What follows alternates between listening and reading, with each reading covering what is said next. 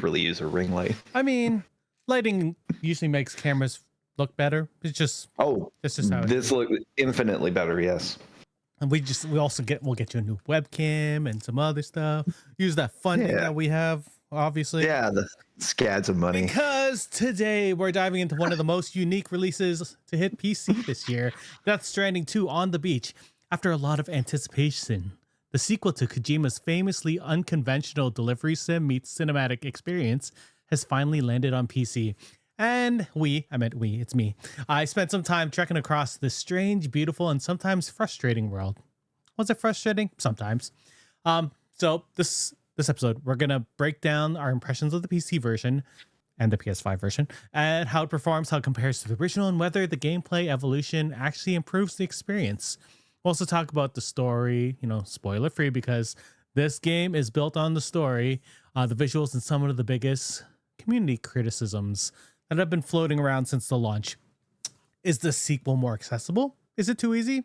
Does it bring enough new ideas? And more importantly, is it worth playing on PC right now? Let's get into it. Joining me is Hawk. We're going to talk about Death Stranding 2. So I know my story with Death Stranding because it involves you. How did you get introduced to the Death Stranding world? Oh, from Death Stranding 1, which was for me a day one purchase, although I know a lot of people poo-pooed on it and that, but it was a new release. I was one of the poo-pooers. It was a new release by Hideo Kojima and that. It was the first release of his post his breakup with Konami and leaving the Metal Gear franchise in the dust to start his own studio, which was such a bold move, but like not unexpected from Hideo Kojima and that. The guy was an auteur. I think he's been in my life longer than any other game developer, other than the people that design Mario. Yeah, Mario and Zelda are the only ones I can think of. Because even the Final Fantasy people have switched hands so many times that it's just like I don't remember who. Yeah, no, that's a franchise, not a specific game developer in that. But with Hideo Kojima, it goes all the way back to Metal Gear with the NES system. I love that game. Just fascinated by it. Throughout the 90s, I wasn't so much into video games until I got my first PlayStation and Final Fantasy VII. But the other top game that drew my attention was 1998. It was 97 or 98. I think of 98. The release of Metal Gear Solid. Was that 98 only? I guess that makes sense. I'm trying to think of when I played it, because I didn't play it on PlayStation. I played on PC when it came out, because I didn't have a PlayStation. So a lot of my Kojima stuff was, and then I moved in with housemates and they had a PS2, so I ended up getting to play some of the Metal Gear, like Metal Gear Solid 2, Sons of Liberty was a PS2 game. So I played that. But but all his games are events, and how do I say this? It's like following your favorite director in that, he is a director in that. It's like I would always go see a David Lynch film in that. I would always buy a Hideo Kojima game because it's going to be an experience that no other game developer is going to provide you. I got to be honest, like the one game of Hideo Kojima that I sort of wavered on because, other than Death Stranding, was Metal Gear Solid 4, only because the cutscenes were so long that I would sometimes fall asleep during them and then wake up and they were still going on. And I just be like, I don't know if I can deal with that. And, sometimes the ideas are just too cerebral or out there for me to understand. Not even cerebral. I think the word you're looking for is surreal, because he loves incorporating surrealism into it, and that he loves breaking the walls, between genres. Metal Gear being like a espionage military spy game, and that suddenly turned into this strange world filled with vampires and guys on roller skates. Yep, cyborgs. Come on, Sam. Yeah, Gray Fox. Sorry. It's just something that just goes along. He somehow incorporates it so well. Metal Gear Solid 4 was kind of like a misstep for me in the series, because the story did get so convoluted in that, and the cutscenes were way too long. But even still, Metal Gear Solid 5 was a really rare. It was good. The forward operating base game that he incorporated, the multiplayer aspect, and you could totally tell the aspects that he was trying to get to in that game when you start playing Death Stranding 1, right? Because a lot of Yeah. the ideas that he had been like percolating really came into fruition when you get into Death Stranding. And Yeah. really, I have to thank you for getting me into Death Stranding, because Death Stranding 2 was coming out, and I was like, oh man, the trailer looked really good. And I was like, I don't know, man. I don't know if I can handle it. And you're like, just try it. And I had tried it previously before because it came out Sure. on I think it was a PSN Plus game a long time ago. Like Death Stranding I, 1. did- I Or didn't maybe realize it made it. or something like that. I remember trying it and being like, I don't know if I can handle this. And because I remember Yeah. trying the first mission, and you're like, and he's like, lean right, lean left. And I was like, what is this game? And I didn't give it a chance. And that's honestly like my fault. Like I didn't give it a fair shake. And I should have. That's fair. There was a large community of people that were just like calling it a walking simulator. And You it know, like is. it's sort of, but at the same time, there was walking simulators, and then there was this. You know, there was like the environments that were always so challenging. You know, it was an endurance game. You know, in a way, it incorporated you into the player's aspect, like no other games really do. You know, because like Sam's struggle in traversing all this terrain is your struggle. You know, because of Kojima, you feel totally immersed into it. You know, one of the things he's always mastered with video games is ways of incorporating the textures and kind of feel of environments into his game. And that, like with Metal Gear Solid, I think it might be the first time they incorporated footsteps in the snow as a game mechanic. I don't even remember. Yeah. I do remember seeing it at the base. Yes, I do remember that. Yeah.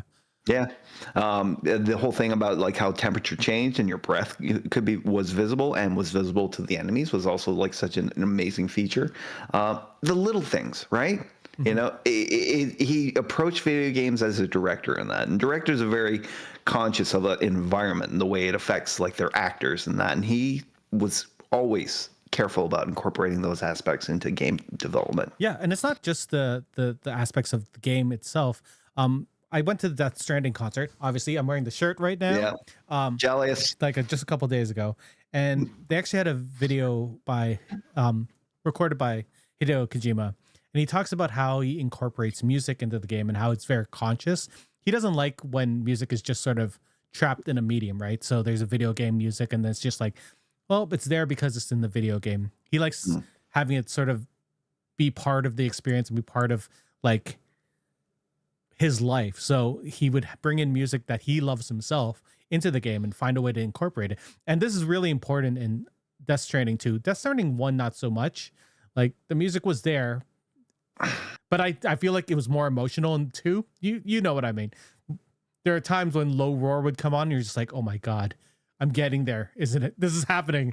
And you're just, We'll talk about that when we get to the music section, because there is a music section, as there should be, because this game is very, much on that. So a lot of the strand type gameplay mechanics is what they call it in Death Stranding 1 was, we said it earlier, it's focused on traversal. The deliveries are very important.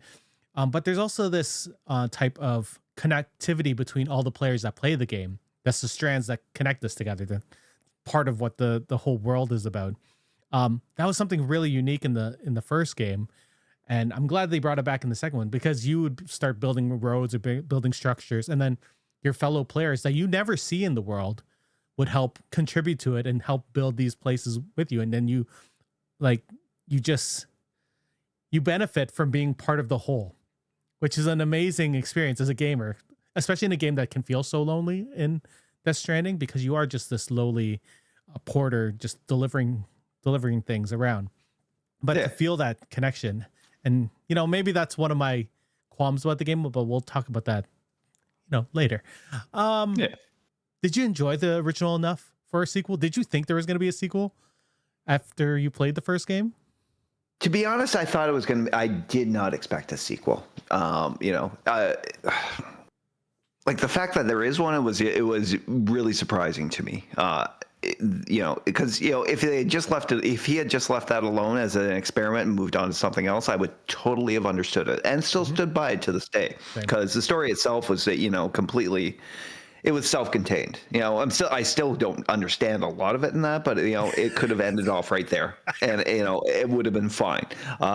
So yeah, the fact that there was a sequel, it was actually very surprising. But totally welcome. Mm-hmm. The if you are interested in the story, we aren't going to spoil it. This game, again, like I said, it lives and dies on the story, and I think the story is so good, and it's probably, like I told Hawk, this is probably one of my favorite games ever now. And which is wild considering just last year, I never played Death Stranding 1.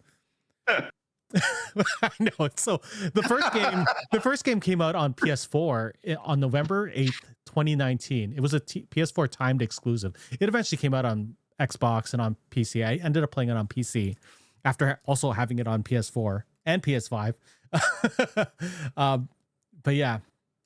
The new one, Death Stranding 2 on a Beach, was released on PS5 as an exclusive, a timed exclusive again, on June 26, 2025. It was just released on PC March 19th of 2026, so just a week or two ago. It's crazy. It's like to think that it's only been 9 months since it originally came out. The timed exclusives are getting shorter, which I'm fine with, because you know what? After I played Death Stranding 1 on my Steam Deck and on my PC, I was just like, shit, I'm gonna have to buy the second one, aren't I? And I literally finished it like a month before the game came out. And I was like, yes, straight into the second one. And it was my most played game last year. What was it, like over 100 hours played in this game? I remember. Oh, easily. I think or I might have got been up to 200 hours. I can't remember. I think I might have gotten up to about 170. Yeah. By the end. Yeah. And it was cool seeing your name in the game too. Like I mentioned earlier, the strands where you can see people who are helping you, and you can see their buildings and you see their names.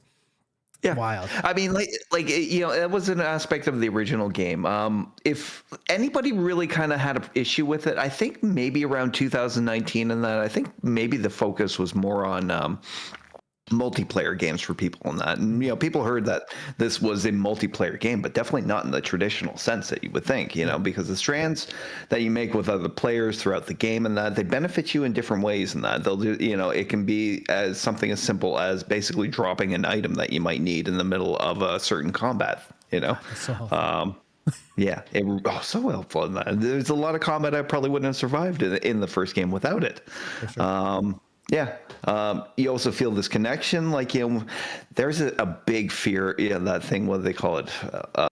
FOMO, the fear of missing out, right? That, like when you're making these treks and that, these long journeys and that, and you see missing packages and lost packages and that, you have such a temptation to pick up everything that you see, despite like the fact that this is all designed around weight limits and that your character has, but you just see that package out there and you think, oh, that is en route and that, maybe if I could tuck it in, make a little space for it.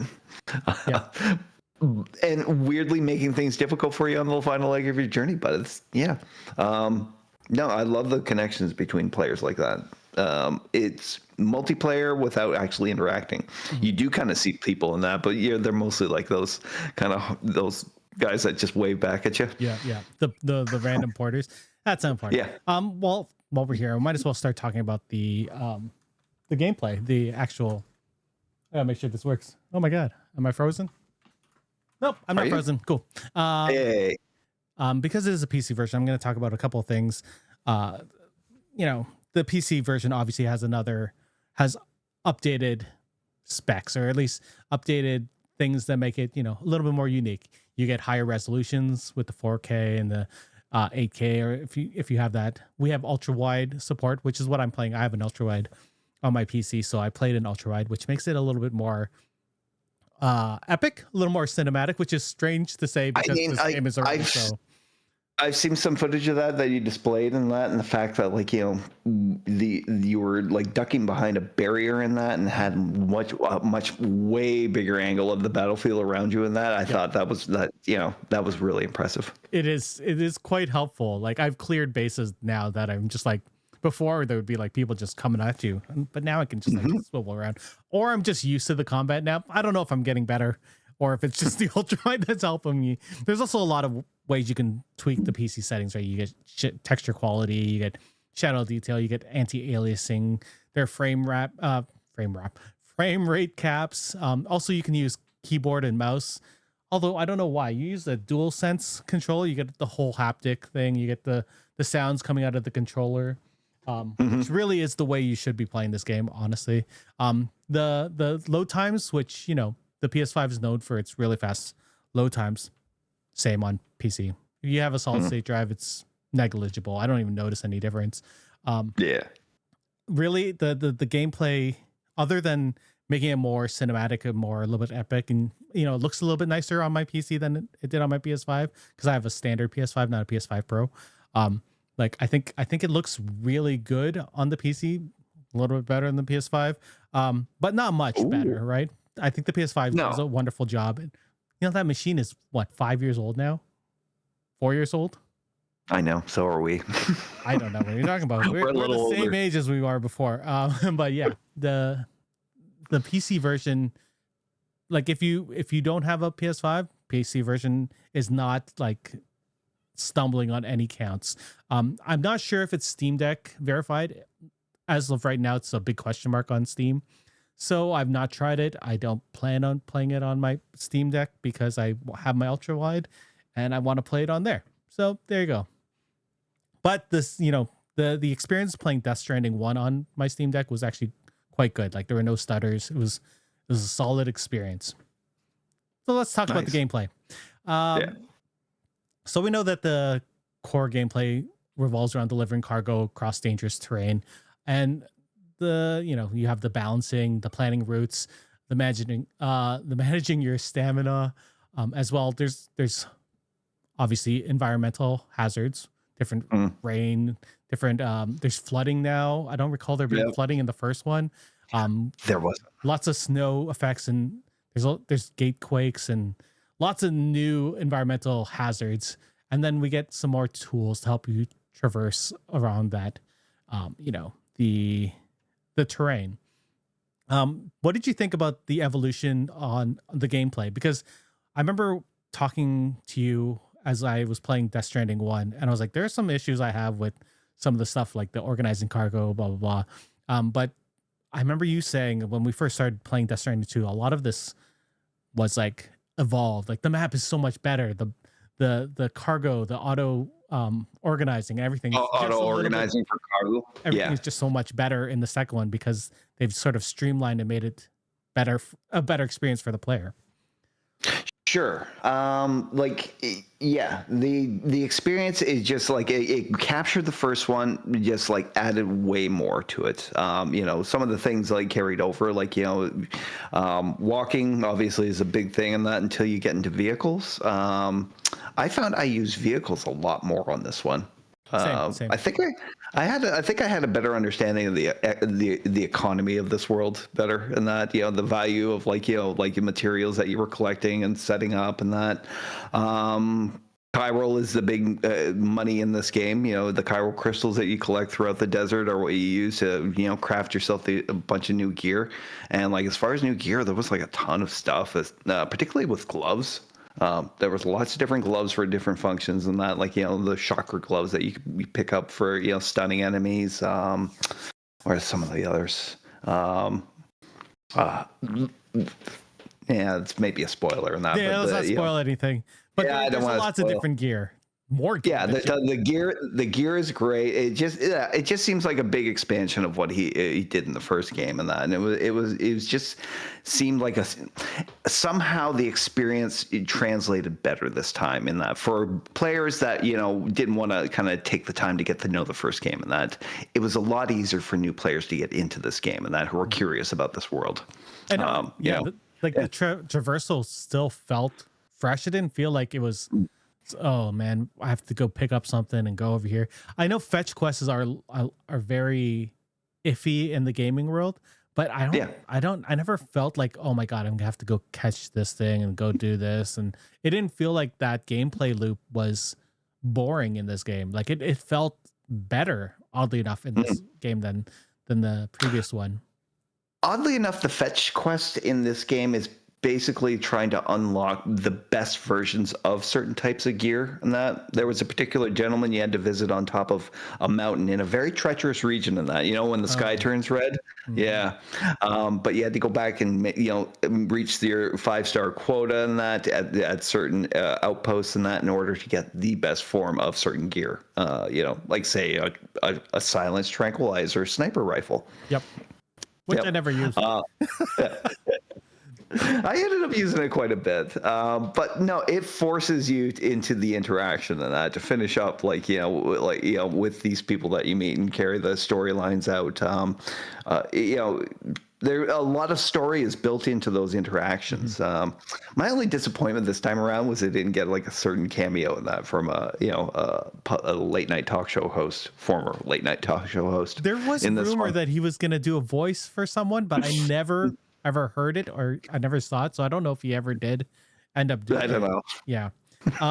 This, it's funny you say the game forces you to do these things because I never felt forced. I always went there and I was like, I want to get this. Oh my God, you get this and this. You get this star level. You're like, oh, you get this and you get this. And I was like, oh, well, I wonder what you get in the next one. And it's a totally different item for your next star. And you're like, well, where did this come from? And I know. I mean, force is a little strong in that. But it pushes you towards it, and it pushes you towards it, and you generally, it's like it really becomes like a mission for yourself, in a great way. I never thought I'd want to 5-star all of the different areas, but I did, and it made it better.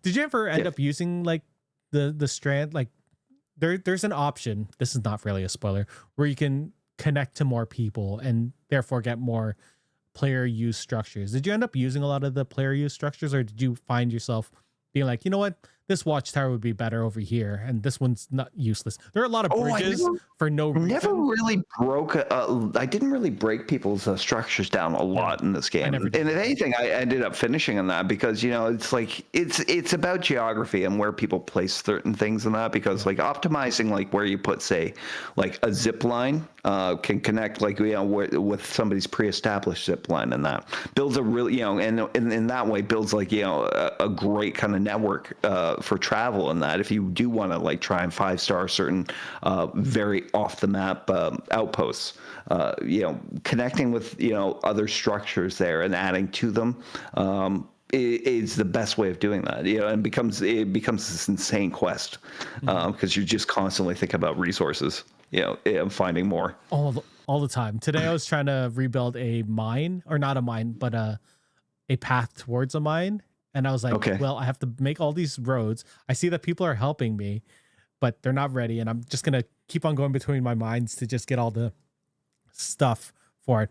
But I can't even imagine having to build all these roads by myself, because the amount of materials and the amount of driving around or walking or biking around that I like driving the truck more, to be honest, just because I could carry more materials. I am proud to say that by the time I was finished playing the game, I did connect all the roads in Australia. So did I. And I look forward to doing it again on PC. So let's go into the story, because like I said earlier, and I've said like 400 times, this Kojima is known for his story. It's so cinematic, so dialogue heavy. Every single game. I told you I was playing Metal Gear Solid Snake Eater Delta. Yeah. And that game, man, the dialogue and it's wild. But then Death Stranding 2 came out. I had to be like, well, I can only play one Kojima game at a time, or my brain's just gonna explode. DS2's themes continue to be about connection, isolation, the rebuilding of society, and human connection.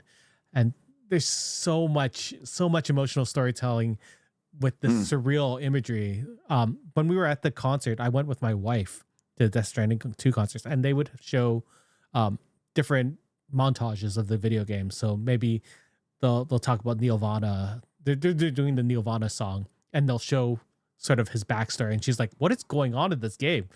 She's like, "But the imagery was cool." I was like, "Well, we'll spend a week talking about this in these games." Again, like I said earlier, the cutscenes can be long. That there are times when Yeah, even times. DS2 is somewhere along, and there's a lot of philosophical and sci-fi, and but mixed with humor and absurdity, which is just so Kojima. Did the story hook you faster in this game or in the first game? This one more so. I find like towards the end of the first one, the story did get quite convoluted. It was amazing. I quite liked it, and Sam having to stop like basically the last stranding, which was closely tied to him and his family. But this one definitely hooks you a lot easier. I don't know. Maybe it's the characters. Maybe it's just the story. Does follow very similar paths. And you mentioned Neil Vana earlier in that, and basically he becomes the story's B plot, much like Cliffhanger was in the first game, played by Mads Mikkelsen. It's someone related to Sam's past, and that says basically sucks Sam into his beach for certain key story events throughout the game. As far as story, I connected with it more, but that doesn't mean it was any less weird than it was in the first game, and convoluted, but somehow it just seemed a lot more refined this time. He blends his weirdness like so well with it, and one of the things that, he really explores in this one is trauma. Everybody comes to the table with a certain everybody had a traumatic event, and it's great about the theme of connection in that. It's also about people who are willing to share their traumas with each other, and that's how they actually go through and move forward in this, in real life. I think because the first one we were still trying to figure out the world, it took me a little while to get into it, and I did get into the world, and I really, really, really enjoyed the world. But I think because we have that backstory, I think the second one you're like, oh, there's Sam, there's Lou. These are the people that I've come to love over my 100 games and hours of DS1. We'll see them come back. Oh, Fragile's back. Yeah. When you start getting the familiar people, you're like, oh, this is like a warm hug that I'm going back, and then Kojima rips your heart out, obviously, because that's Kojima's way. Yep. What did you think of the pacing? Like the first one, there was a lot of slow moving parts and then a lot of detail near the end, like you had said. Was this sort of the same pace wise, or did he manage to spread it out equally throughout the game? Oh, pacing was much more accelerated for this one. It's like we're no sooner introduced to, some of these characters when, like riveting story changes take place, and that affect not only Sam, but, you as the player in that, because it kind of, in a weird way, it thrusts you back into your original character from the first game. It's like, at this point, just a little bit of story in that. Sam is, and Lou had been off the grid for so long in that until, Fragile reached out to him with her new company, Drawbridge, looking to, for Sam to help her reconnect to Mexico. This is where this is where the story starts, and where it goes from there.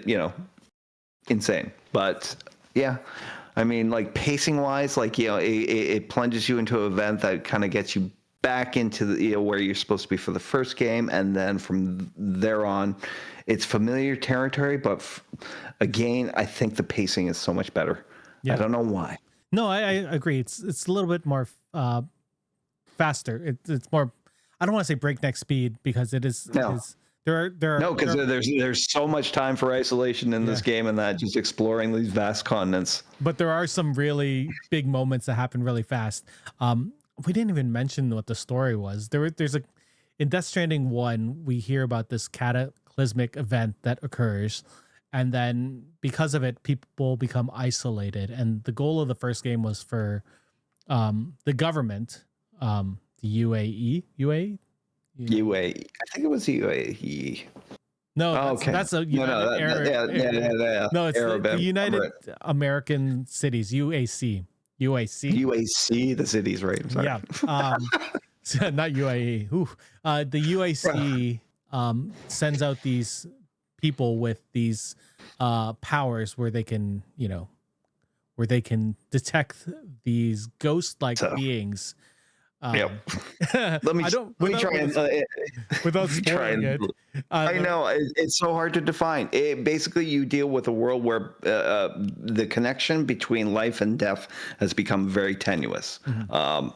You know, to the point where souls are coming back, but at the same time, the way they're coming back through the tar and that it creates a hazard for people in that, because anybody touched by the BTs and that becomes drawn into them and eventually creates an antimatter reaction, which can cause these huge just void outs throughout the land. Anyway, yeah, yeah. like, but but because of what Sam is like his power, he was able to connect the American cities together to create this big network so that they could communicate and not be so isolated. The second one sort of follows directly from that point, and he tries to connect Mexico and then beyond. We're not going to spoil anything else because, yeah, I'm not going to spoil this game for anyone. It's amazing. We do meet a cast of characters in the first game, and some of them do end up coming back in the second one. I don't know if we want to talk about the new team. Like, there's a lot Maybe of good key figures. Like, I don't know. Well, Fragile comes back again, and then Yes, Fragile comes back. We have a new main character called Doll Man, who's a doll man who talks to Sam. And it's so simple. His claw was knocked out of his body and placed into that of a marionette puppet. Not creepy at all. It also is animated on a different frame rate than the rest of the game, so he has this like little jittery type thing. It looks like Spider-Verse animation, which is cool.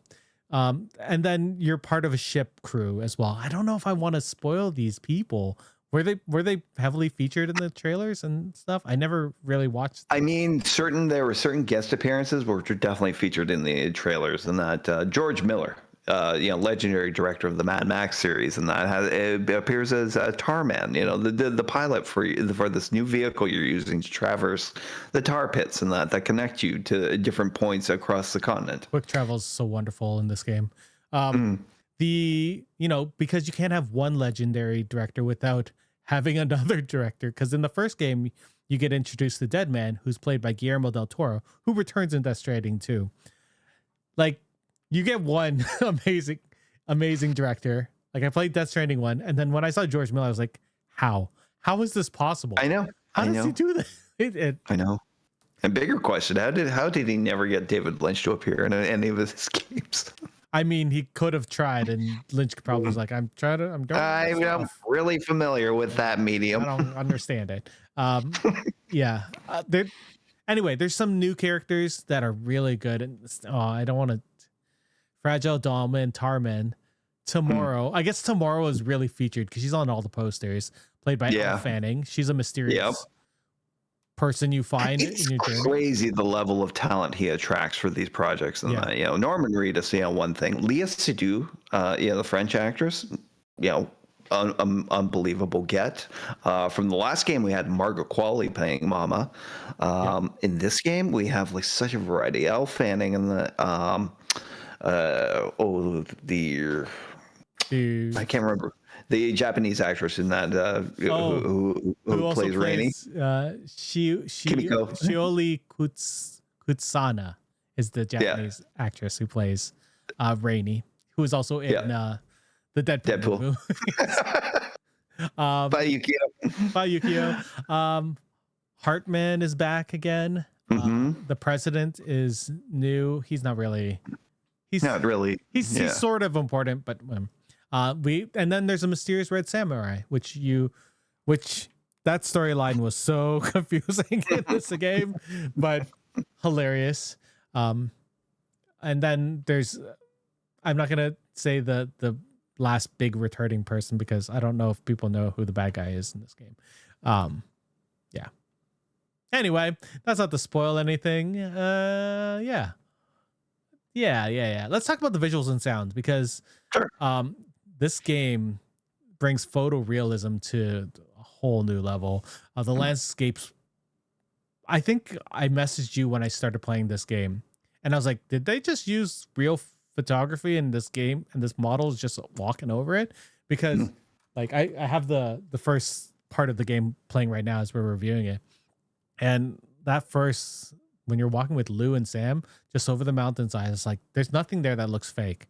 It all looks real. And I didn't understand the magic of the Kojima engine is wild. Then there's also like you said earlier, Kojima is really meticulous on every single detail. So the ambient sounds, the footsteps, the wind, the spatial audio that you get in surround sound, or if you're using earphones, even in stereo, they still manage to position in just the perfect way. Music is also a little bit it's used sparingly, right? But it's used to it's used to such a emotional impact that it doesn't have to be there all the time. There are times when he uses an orchestral score made by Ludwig Forsell, or they're using like actual tracks by musicians like Low Roar or Woodkid. Woodkid actually helped make the score as well with this in the second game. Churches returns again for more amazing Death Stranding music, and is actually in the game too. The UI is minimal, but just to help you get into the immersion of things, right? Did any of the environments really stand out in this game for you? Oh, there was so much good stuff. I mean, the like I said, you mentioned like one of the most famous ones is the Nirvana scene in that, where you're taken to basically a huge fireworks display inside a city, and that it illuminates the entire area, and that's one of the most as far as video games go, it's one of the most visually breathtaking I've seen. Hard to explain. It's the photorealism of it, and that it's the lighting. Everything was just it was just amazing about it. Really hated the snow-capped regions that we explored in this game in Australia, because so hard. They were so hard, getting up to them without transport was just a Herculean task. You know what I did for my Stranding people, or for my Stranding community, whoever was connected to me, I made zip lines everywhere in the mountains so that people could just get there as fast as possible without having to deal with any of the BTs. Like it was I had because of it. That whole corridor going up the mountain, and that with the heavy BT infestation there, and that it's still the most challenging, one of the most challenging aspects of the game. That's why I made it. I went up to the top of the highest peak there, just made them all across and then down, and no one ever had to go through it ever again. Never again. Also, one of my standout moments was something I kind of really worked towards, and that with the snow-capped region was building up enough to get yourself that level 3 stabilizer. Oh yeah. So that you can do the big jump off the mountain and that, and I swear it feels like you're floating. You're some sort of aeronautical, astronaut. Yeah. It's just so much fun. I mean, like you said, there's so many different environments. There's snow, there's deserts, there's forest, and then with adding the realistic like rainfall and snowfall and all of the flooding, it just the environments were so real. It was ridiculous.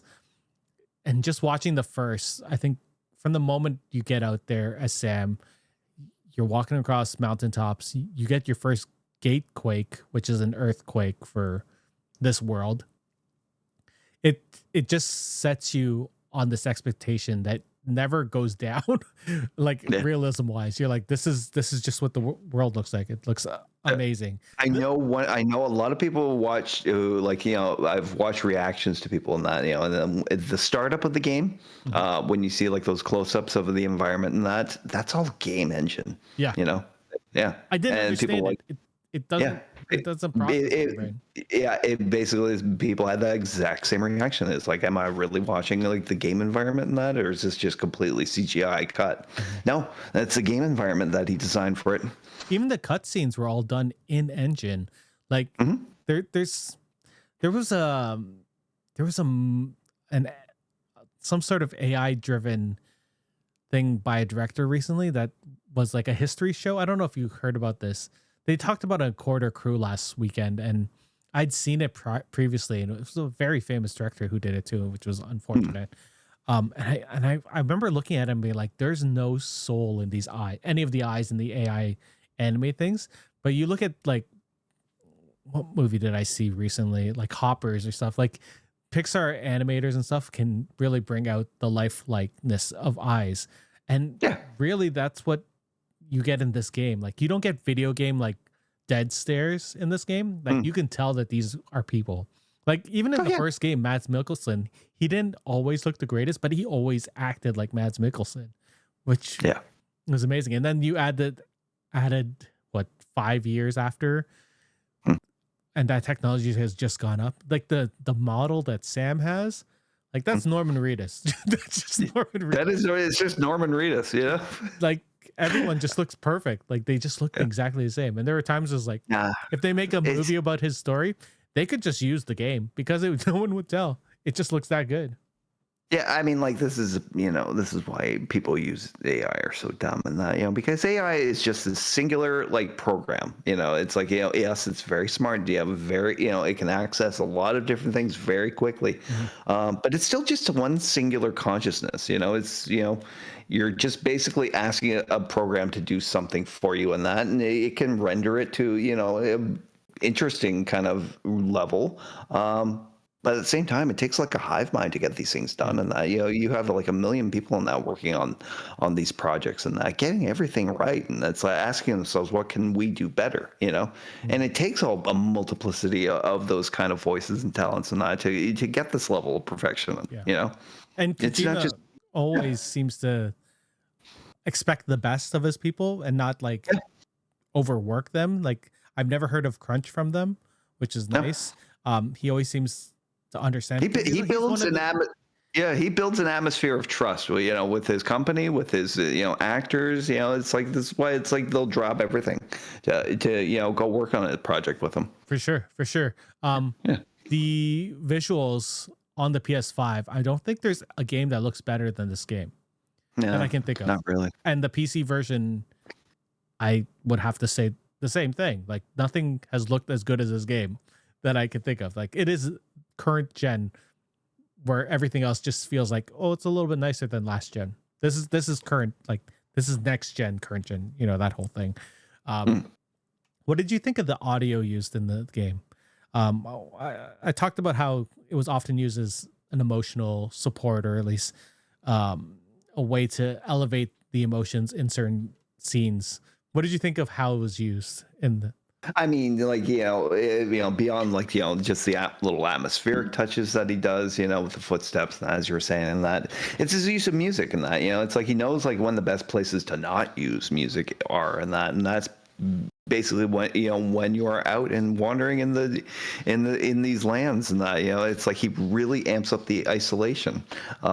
It has a deft touch in using like popular music, and that I think really for him it started it with well, actually, started a long time ago, I guess, for him. And that, it's like Harry Gregson Williams was one who did the score for the original Metal Gear.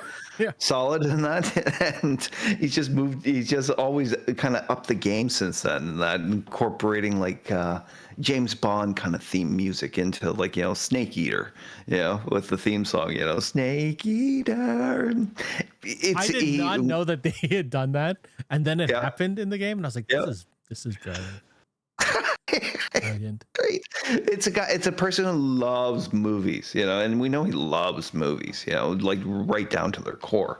But the way he's kind of definitely introduced like modern indie, like, artists and that into his music through like Death Stranding 1 and 2. It's been genius, it's such a great platform for people who wouldn't normally connect to these kinds of audience. I think churches and that are successful, but still on that that cool person list, right? And really, like, he introduces so much, but not just that, but there's like certain what I guess not a spoiler in that, but you're going to be fighting some very big things in this game. And the fact that like at one point he throws in the theme music from the original Godzilla movie into it is just chef's kiss. I totally forgot. Yep.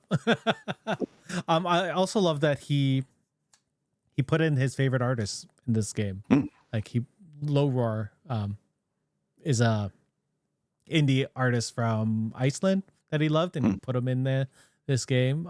During the concert, they did a tribute to Low Roar because Ryan Karajiza, Mm. the artist who's Low Roar, he passed away not too long ago. Oh, I didn't know. Yeah, Oh my so gosh. they did that. Yeah, Don't be so serious. yeah. I love the touch of when those songs popped up in the original and that. It's like you knew when those songs popped up, you were kind of like home free. You're getting there. And it almost like at that one point, it was the one point in the game I kind of felt like just sprinting, you know, like just, like Mary, like what's her face, Julie Andrews in The Sound of Music and that, just like through the fields, because you knew you were in a safe spot. You weren't going to run into BTs or the mules or that, and Oh yeah, yeah, the mules. I forgot about those. the mules, The yes. mules, the bad guys of this game. Oh yeah. It's just a brilliant way to use music and sound, and I like listening to him talk about how integral music is in his life and in his music and in his work. It really, like, I understand why they did the concert, because it is such an important part of this game and Mm. why he supported the concerts. Yeah, it's wonderful. I listen to the soundtrack often. I have a driving playlist that is just Death Stranding because it calms me. It's just like, all right, I don't Yep. have to deal with all this QEW traffic today. I'll put on my Death Stranding playlist, not think about it while I sit here bumper to bumper on the biggest highway in the world. Good Lord. Well, I guess that's the 403, right? The biggest highway with 10-lane highway. Silly. I guess so. Ridiculous. I had a PC specific discussion, but we talked about it. Everything is it's the same. It's just better and a little bit Yeah. more. You get some wider content. You get to tweak more if you like tweaking. So was there a really big improvement that you remember in Death Stranding 2 over the first game? Mine is the map. The map is way easier to use now. The map is way easier to navigate on this one, Yeah. especially plotting courses. Plotting and courses. when The doing logistics too of how high things are, or Yeah. you're gonna run into, like, here's some rivers and streams, and then you can add on the whole, well, you can see when there's gonna be some strand rain or whatever that's called, the strand storms. So Yes. you can add these the weather system. the weather system and stuff into the maps, and like I thought that made my trips way easier. Like there was a lot of frustration in the first game, just being like, oh, I guess I shouldn't have gone that way, but I couldn't tell on the map. I know, and then you're like, kind of balancing yourself on the little edge of a cliff, trying to make it around. Can I put this ladder here? Yeah, I guess not.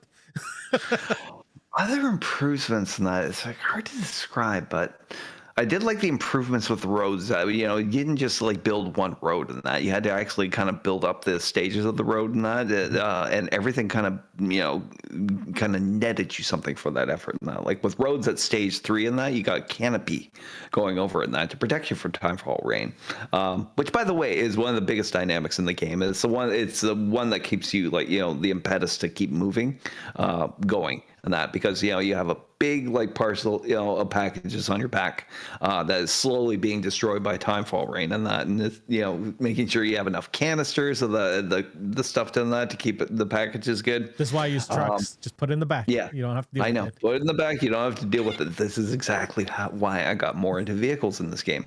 Yeah. I found vehicle use way more accessible in this game, and way more rewarding. Yeah. Again, I won't talk about that one. Because you could customize them now. You can add like extra batteries. You can add turrets. How about the package grabber? I forgot about that. I don't have it yet in the PC version. So yeah, it's so good. Grabber. Yeah, you get a truck going in that with a package grabber on both sides of that, and it's like you can, you're making way more deliveries, making way more connections, and collecting way more resources and that to be used in upgrading everything. Yeah. Was there any frustrations? What didn't work in this Or was there something that you wish happened, but didn't happen in I this game? kind of part of me wishes that they incorporated some more elements, like say spontaneous brush fires in certain jungle areas, God, that to one occur. fire on the way to the animals Yeah, sanctuary was already too stressful as it was. yeah, I know. And but there's whole gadget designed around that, Yeah. with the tar cannon I that never you can used them. get. I used it. I love the tar cannon because I ended up using it in some of the Nirvana stuff. Especially like making your way up that street. The tar cannon was great for taking out the enemies on that street. Fair, fair. Yeah. If anything, it gives you a way too many options in that. It gives you like options for fighting other mules and that in the form of like these little stealth things that you can throw out. They're decoys and that can create holograms of like shelters of other people, of BTs, Yep. which can kind of distract or frighten guards. I love that aspect. Melee combat was a big improvement in this game. Yeah. Did you upgrade fully with I a did. certain With a fast food certain restaurant? food Yeah, person. Yeah. And I wore his yeah. outfit the whole time. I just thought it was cute. I thought it was funny. But basically, you learn a whole martial arts set in this game. Yeah. There was one, maybe two things that I didn't really get okay, there's one thing I didn't get and I really wanted to because it sounded so cool when you talked about it. So this is a spoiler-ish thing. There's a mechanic in the second game. You don't get it until like maybe halfway through the game where you can end up catching BTs. Right? Yes. And I never ever figured out how to do it properly because I kept on trying and I would never catch a BT. And then there would be an explosion. I find out it wasn't that hard in that. Once you get them down to the red part in that, that's the time to use it. Yep. Apparently. And you also have to. Apparently, it's best if there is some sort of an orifice or an opening in that in which to throw it. Yes, the mouth. Yes. So, but no, I never really had a lot of problems with it in that. But yeah, there's a great the PC. This is a great Pokemon feature in this game, and that involving kaijus. I could never get it. I don't understand it, and it frustrates the shit out of me still. I love that you can summon them. Which I don't know. I've never done it. One other thing that I sort of wanted after playing the first game, I know that there's a lot of this game is about the isolation and stuff, right? But once you started building up roads, I sort of wanted to see other porters. Yeah. Just driving along, doing deliveries and stuff. Because that they're doing stuff. You see the random walking guys. I wanted it to not feel so lonely as you started building up more. Like, I didn't want it to happen right away, but I wanted to see the progress sort of go with my character. I don't know if that makes sense. But I get it, because it's almost like you're still, you understand you're still just seeing facsimiles of real players and that are out there. Never really interact with them, except for you can wave to people when they wave to you and that they try and give you items and that just randomly on the road, and you can try and give them items too. There's interesting like kind of things like that. I know there is a feature that allows you to create like a small little area in that to throw items in for people who actually might need them in that. So never really got too much into that because I felt like people weren't really taking them, but I know it works. Yeah. I wanted to see a more lively world as I connected it. I did like the feature where you press the right side of the touchpad and you're like, hi, I'm Sam. Me too. Yes. Someone would connect if they're pressing that at the same time. I thought that was funny, but that also fed into my, why can't I see this other person? I want to see this other person. I know. That is a very low thing on my frustration list. I would like to see it in Death Stranding 3 if there's this third one, if Kojima wants to. I think he's moving on to the Silent Hill series next, or PT. Yeah, he's got some Or not projects PT, the going in other one. that he's got this one called OD that is OD, coming to that's the the one. Xbox. It stars what's her name from the It series or from the It movies from the first one. Beverly, right? I don't know what her name Beverly, is. yes. The I young know. I Beverly, can't not the remember. older one. Yes, the young Beverly of that show. She's the star of that. Very pissed off that it's for Xbox, but hey, he's got an idea in that. And I imagine it'll make its way to PS5 at some point. Or PC. Yeah, might make its way to you before me. Although Death Stranding 1 did end up going on on Xbox. So I assume Death Stranding 2 is going to end up on Xbox eventually. I don't know if it's a PS5 exclusive only and PC. Yeah, I think the way it works with him now, it's like he's kind of a baller as far as He like gets what he wants, right? he does get what he wants, and that's what happens when you're an auteur who has his own studio now. I want to play this game again. Sophia Lillis is the name of Beverly Marsh. Yes. Thank you. There it is. I don't know if so like I said earlier, the game is very deep, like story-wise. Like there's a lot of, there's a lot of intrigue. We don't really know what happened before the Death Stranding happened, the first one. But for those that are interested, there are going to be some connected projects that are coming out. A24 announced a couple years ago that they're developing a movie with Kojima. It's not going to be the story of Death Stranding 1 or 2, but it is going to be set in the same universe. They don't want to retell the plot, and that's what made Kojima be like, yeah, you can. I want to hear more stories in this. I can't remember who the director of it is going to be. Let me just check. A24. Yeah, I'm sure I'm curious about that now. Because I had seen who it was going to be. It's going to be written and directed by Michael Sarnowski, who created Pig and A Quiet Place Day One. So I like A Quiet Place Day One. I didn't finish it. The cat freaked me out at times and stressed me out. The cat deserved a fucking Academy Award, dude. So I will finish that movie one day. I say this about a lot of movies. One day I will finish it. So that's Lupita Nyong'o is just amazing in it. Like, always. What she did for that character. She's allergic to cats, and she ended up playing a movie with that cat. Like, that seems insane to me as an actress. Yeah, I'm glad that they're not just going to do the first two games into a movie, because I don't really want to see a shortened version of that story. But I do want to see some of the characters. I hope Sam shows up. That's what I want. I want Sam to show up, or Fragile, right? Or that'd be nice. I mean, like Fragile makes more sense. She does Fragile delivery. Well, actually, depending on when it takes place, so we'll have to see about that. Yeah. Sam possibly, but like I could also see like some familiar face.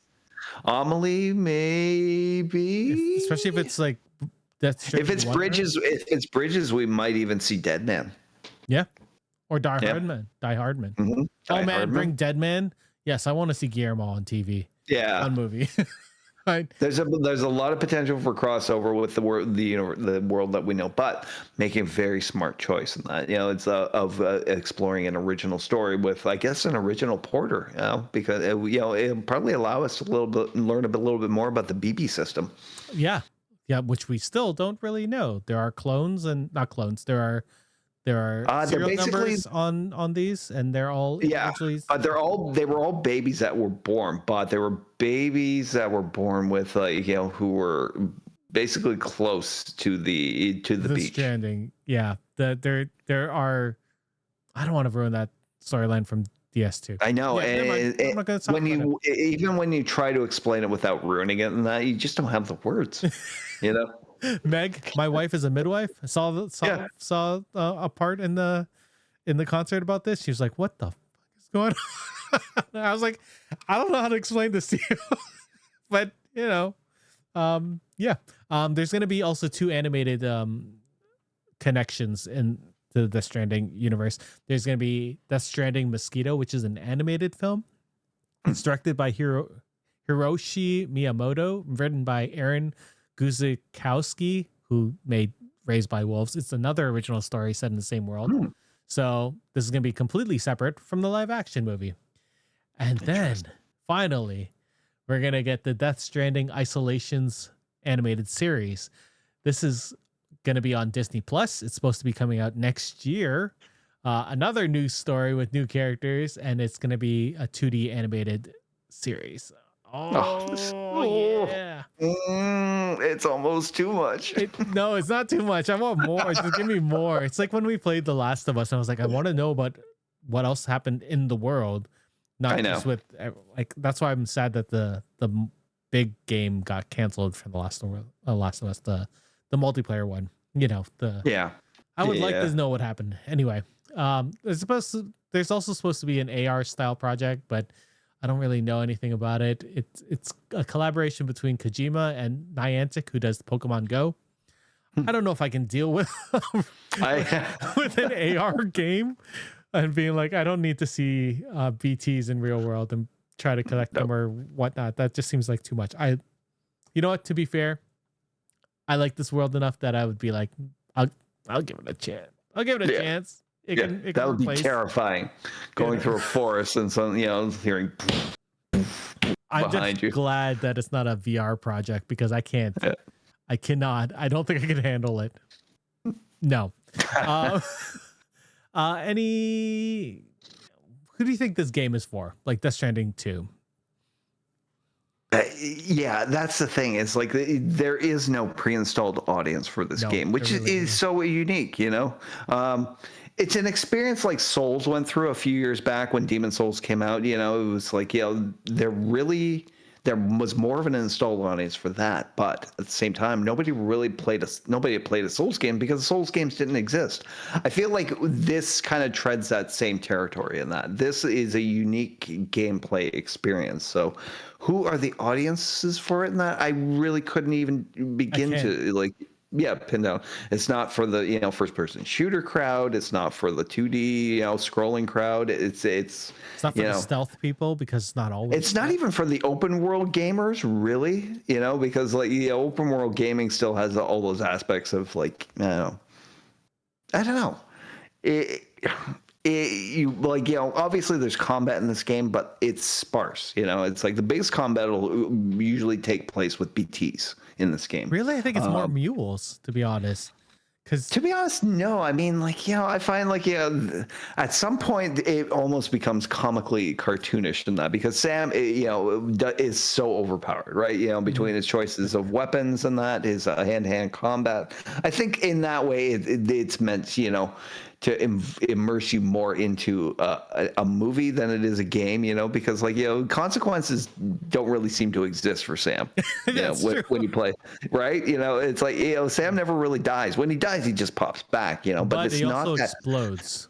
Yeah, it's not that rinse and repeat the aspect though that people are used to with games and that just like starting over from a certain from the last save point and that doesn't exist here. Yeah.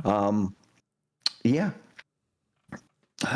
It's hard because as a gamer personally, I like so many different things. I like cozy games where I'm just like farming and stuff, right? I like Souls games like we had said. I like Metroidvania games.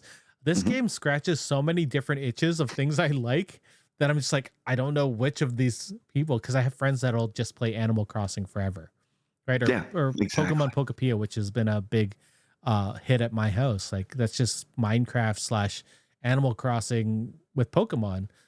But like there are cozy feelings in those games that I get from driving and delivering stuff in this game. There's some times when I just want to drive around the continent and be like, well, I wonder what I can do. Maybe I'll just so when I started playing this game, obviously I started recording stuff so you could see it, right? In the ultrawide, just see how it looks. Also, I have a friend who never played the games because he doesn't console game, and he uses Macs, and he's like, I love the music and I love Kojima, but I have no way to play this. And I was like, I'll upload it. But there are times when I'm recording footage for you guys, and I'm like, all I've been doing is going back and forth and getting materials. And I don't think this is something you guys want to watch, but it makes me feel so happy when I'm doing it because I'm just like, this is so relaxing. I have my playlist going. Oh, there's a big improvement in the second game, having the music player playlist. I don't remember that in the first game, but having it so that it could be the songs that Just Was it in the first game? I don't think Because it was. I feel like that's a feature he worked on Metal Gear Solid 4, like or 5 Five did. actually. Yeah, 5. I don't Yeah, remember yeah. it in Death Stranding 1. Hmm. I I have to think go it back and just check that. yeah. I'll play it again. Yeah. I'll probably play it again after playing Death Stranding I think 2. there was almost positive there's a music player in Well, it. I'm gonna look this up because I can't. Music player Death Stranding 1. Are you able to listen to music on the go? You can only listen to music in your room or if it comes on That's itself while right. It's playing. only in your room. Yes. Yeah. Okay. So Yep. the driving thing was a good. There's an improvement for Death Stranding 2 that was Yeah. much better. It's still a niche game, I think, but it's definitely Very much so. a giant AAA experience. But it's very niche. I see the collector's edition of the PS5 version at my EB Games at my mall here, and I Mhm. want to buy it just so I can get Lou. Right? Yeah. If I had, Yeah. if I was smart enough to get the collector's edition of DS1, I would have had a Mhm. BB pod, and I would have loved that. Why didn't I? Why didn't I believe you back in 2019, Hawk? No, Because I was a dumbass still playing Destiny. Wait, was I still playing Destiny then? I don't think I so. don't know. Maybe I might have been playing Destiny a little bit at that point still. um, I think a lot of people that like really atmospheric games. That's this game has it in troves. That Mm. like yeah. Um, Yeah. buy it now or wait for people. PS5. I'll let you answer for PS5 people.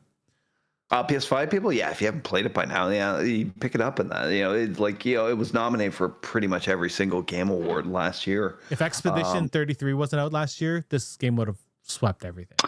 Yeah, it would have. Which is it's not a bad thing. We need new things. You should definitely pick it up. It's just like it's. It might not be like anything you've ever played, but once you start playing it, it's almost the most natural thing to just slip into this world. It's so comfy. Hmm. For the PC crowd, this is wonderful. There aren't any bugs that I've run into. There are a couple times when I think I had some text appearing issues. Like you'll see it maybe in the gameplay that I have on, where footage where text options weren't showing up, and I think that's because I had UK British because I like the UK spelling of things, obviously, Right. as a Canadian. Yes. But I guess just didn't initialize correctly until the most recent patch. So I think you can buy it now. If you're a Steam Deck player, wait to see if it gets verified eventually. As of right now, it's not verified. Let me make sure because I haven't checked recently. But Steam Deck verified. Death Stranding 2. It's nearly playable on the Steam Deck. So there's a lot of tweaking that you need to do for that. So take that as you will. I think if you don't have a PS5, just get it if you have a gaming PC. It's so good. It's up there in I say my top 5 games of all time. Like this game is so good for me. For me personally. I don't know if that's up there for you, Hawk, but it's up there in my top 5, I think. I love this world. I can't wait to see more of it in other forms of media. And as far as a sequel in that, I would love it. I know it's like he hasn't committed to it in that, but then again, I never saw this one coming. So I'm fine. I'm fine with it. There were a couple community criticisms. I don't know if you want to touch on them. Some people are saying there are performance issues on the PC. I haven't experienced it, but that's a PC gaming experience. If you do, they'll patch it, and if they don't, then send them a bug report. yeah. People are saying that the second game is much easier than the first one. I do agree, but I don't think that's a bad thing. No, I don't think it's definitely a bad thing. If anything, it invites a wider audience. Maybe it's something they can address in the future. In that, if they do a sequel in that, maybe like the people would have liked the option to have a difficulty setting, I guess, for this. Kind of more reflected the game. Personally, like I would have loved to be able to like readjust certain different parameters and that, like possibly even randomize certain weather events and like geological events like earthquakes. I would have loved to have seen more of those aspects captured in it. With the floodings and that. Yeah. Also, this is the one I see the most. The cutscenes are really long. Still. Yes. Yeah. So I didn't. So it's Kojima. I mean, like, come on. Like, how many? If you don't know by now, in that it's been decades, in that he loves cutscenes. He like really stylized the hell out of it way back in the on the original PlayStation days with Metal Gear Solid. It kind of set the standard that he's just been improving upon. Like I said, sometimes it reaches points where it's just way too long. Metal Gear Solid 4. I don't feel any one cutscene was all that long. I don't think any of the cutscenes of Death Stranding 2 will ever bother me because they are not 71 minutes long, which was the ending of Metal Gear Solid 4. 71 minutes long cutscene, and they're all important in that. Even if they seem so disparate that they don't seem to connect the story, you got to wait till the end. It all coalesces. All these plot points come together. 71 minutes. 71 minutes. That's the one I fell asleep in. I don't understand. Oh, man. All right. That's it, I think. Obviously, we're big fans of Death Stranding 2. We want to know if you are. Did you like the game? Are you going to try it out now? Let us know in the comments or let us know in email or on socials. We're everywhere, Thank you, Hawk, for joining us about Death Stranding 2 on a beach. PC and PS5 available now. What are we going to talk about next? Did we talk about For All Mankind, which started? I haven't started the new season yet. I just saw the first episode, and if it's not turning into The Expanse, it's I don't know how. I don't understand how this is it turning into The Expanse, because that really excites me. This feels like the prequel to The Expanse. Oh, like it's getting there. Do we get an Epstein drive? I mean, these people feel like they're going to be belters. Mm-hmm. Like they definitely do not like Earth, and I understand, right? I mean, it's been coming since like season 4. Yeah. Come on, season 3 really too, right? Like when they started moving towards Mars. Yes, you can see the divide happening. Yeah. And there's only one more season after this one. Oh, this hurts. But dude, like, come on, that's we have to talk about Daredevil. Of the show. Yep. Daredevil. We Monarch, which I'm also behind on. Oh my god, there's so many good TV things. And I'm obviously the Super Mario movie is going to come out this week, so which has been spoiling the character cameos everywhere. I don't know if you saw that. Don't look it up. But yeah, we'll be back probably next week or 2 weeks. I don't know. Maybe I'll do a kid review with my kids about Mario movie. I don't know. That's good. I'll be away for a little bit. So you're going away. You're going to have fun in the land of good food and hopefully not terrible weather. Well, I don't know about good food. I like the food there. I like it. I think. And I sent you some good music. You're going to Ireland, right? Not Scotland. Yeah. Oh yeah. Yeah. No, I'm not going to Scotland. Ireland. You got to listen to what Cillian Murphy says to listen to. Yes, I know. Fontaines. I got to start downloading Fontaines because I heard nothing but good things. Everything I've heard is good. And it's just like when we talk about Death Stranding 2, everything is good. So yeah, we're Geeks with Kids. We will be back in a couple weeks about stuff. Maybe not Hawk. He might be still away, but I'll be back. And some other people, maybe we'll talk about Daredevil when you're gone. Ooh, damn. We don't know. Anyway, for Geeks with Kids, I'm Eric. This is Hawk. We'll see you soon. Goodbye. Bye. Well, that's it for us this week on Geeks with Kids. If you want to get a hold of us, you can send us an email at podcast@geekswithkids.ca. And don't forget to like us on Facebook at facebook.com/geekswithkids. Follow us on Twitter at geekswithkidscn. Check out our pics on Instagram at geekswithkids. And you can find all of this good stuff on our website at www.geekswithkids.ca. So if you like what you hear, why don't you hit that subscribe button and leave us a comment. This podcast can be found on iTunes, Spotify, Google Play, Stitcher, YouTube, and your favorite podcasting app. Thanks again for listening, and we'll see you next time.